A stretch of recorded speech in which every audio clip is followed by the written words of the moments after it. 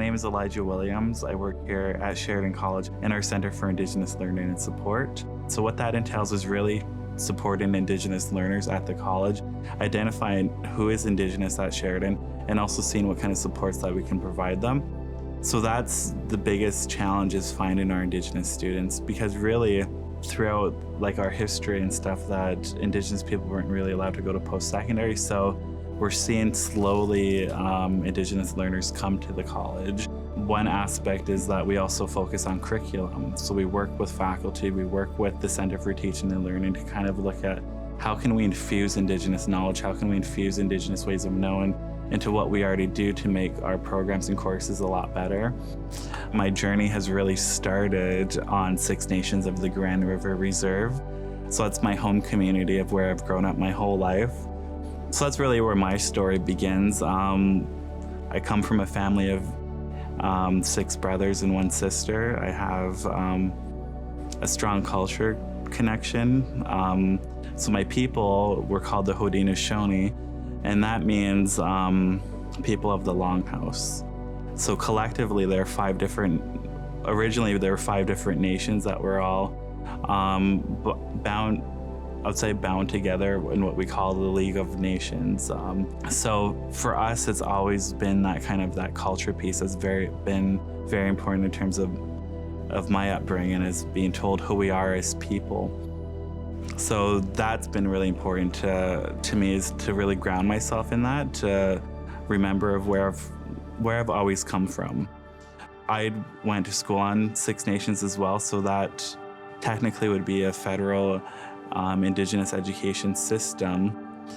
Went there from K to grade 8, then went off to my secondary studies in a nearby town called Caledonia. So that's kind of been my educational journey in those years. So I use that as a moment to kind of think, okay, well, I have to work extra hard to kind of achieve the same results as everybody else. And what I wanted to do consistently was kind of go to college and university. So I applied to multiple schools. Sheridan College was one of them. What made me decide Sheridan was because I saw a presentation by the program coordinator of the photography program. So that changed my whole viewpoint. Then I decided, I'm going to take a chance on Sheridan and go there instead. So thankfully, that decision had led into all these other opportunities that have kind of lined up since then.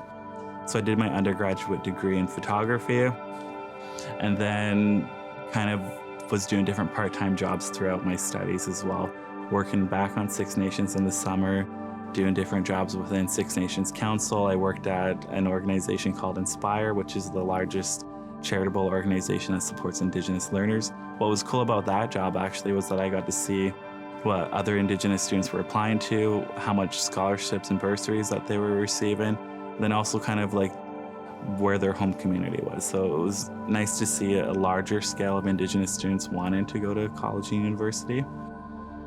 I graduated back in 2016, and about 3 months later, I received a call from the manager of the Indigenous office, the previous manager at the time. She said, "Do you want to come back and work as a research assistant?" So I said, sure. So I've come into this really fast, and for me, I understood that as a really fast track into kind of management and being in administration. For me, it's always been my culture that kind of has grounded me through all of that.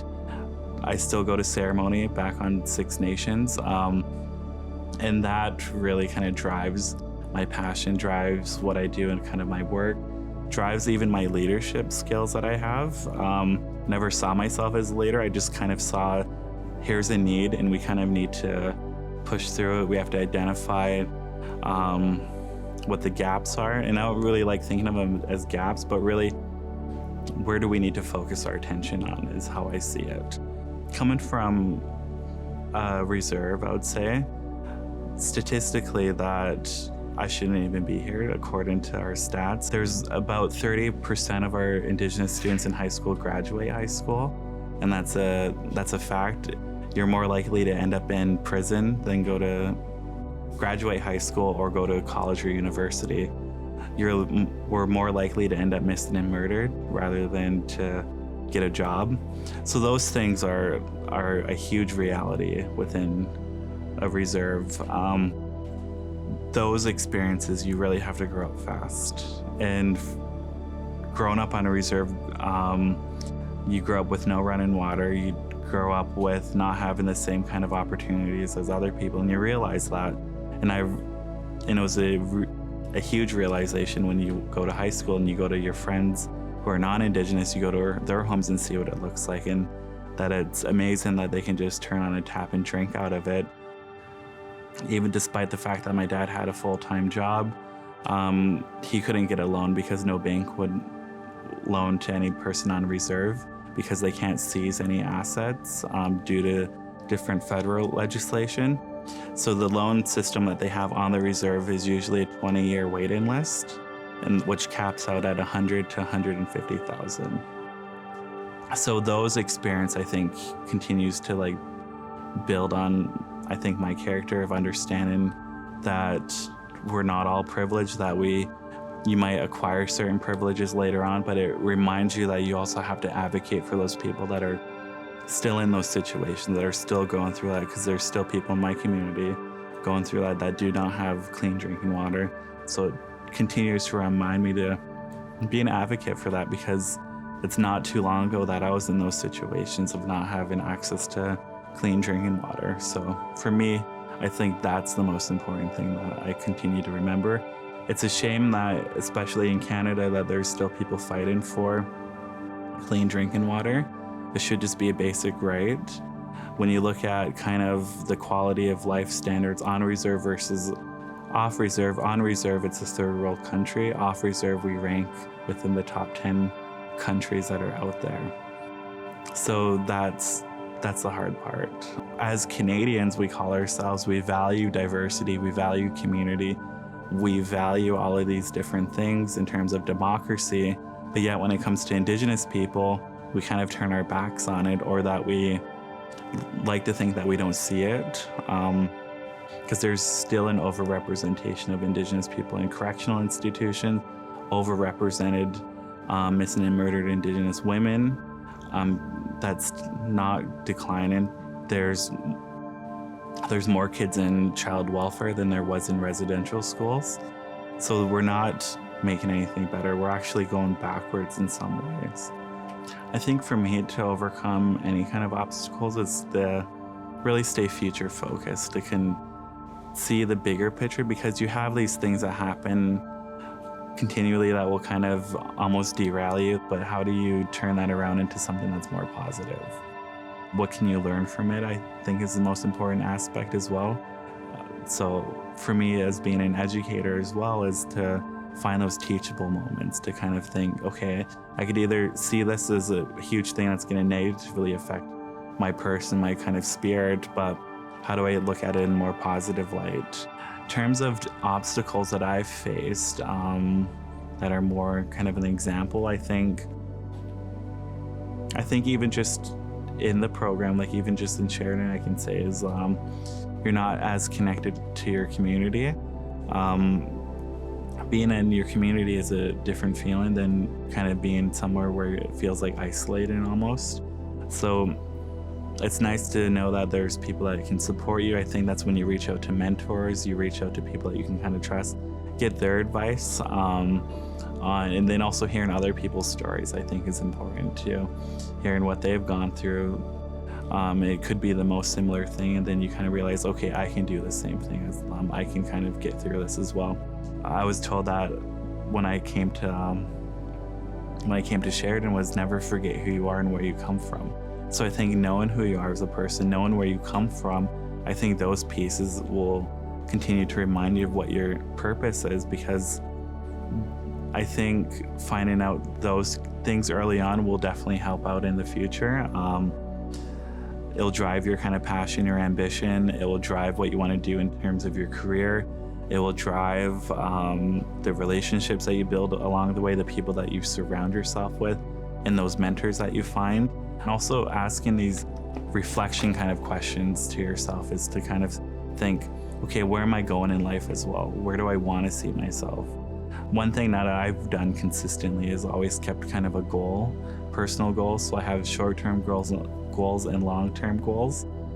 So I think that also helped me out in terms of that direction of where I want to be, and just stop and think, I think, because we're constantly moving so fast right now. I think it's important just to kind of slow down once in a while, reflect on things. And how I've learned all of that was through our ceremonies.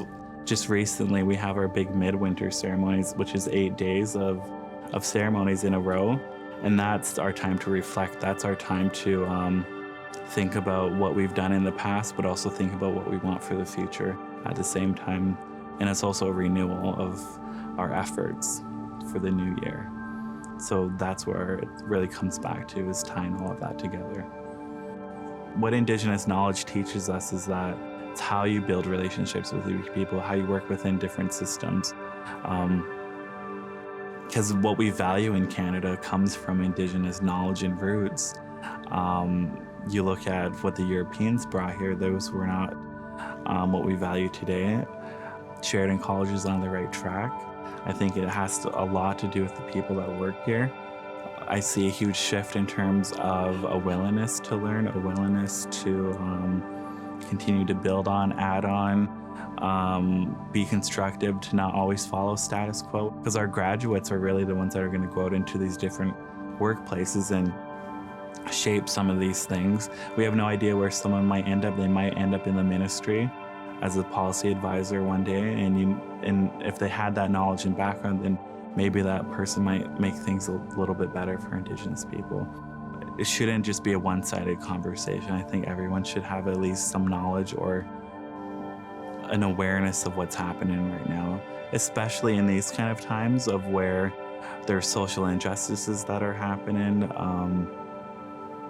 that you see different things in the media. I think it's just to continue to have those discussions. What we've seen recently with this province is just different changes, right? And then how do we make sure that Indigenous people are continued to be reflected in a positive light rather than a negative one? And also to recognize Indigenous contributions to this country and building this nation and building what we have today so that we have a sustainable future. Because I could not imagine a country where we didn't have like our democratic values that we have now. And that has to do with those cultures that were here for thousands of years that have already sustained all of that so that we could have a sustainable future. We sometimes forget. I think it's important for us to kind of remember and to continue to remember these things that happened in our history, because it really shapes out what we do right now, or the things that we're dealing with right now is because of historical decisions that have kind of had lasting impacts. So I think it's, to continue to remember.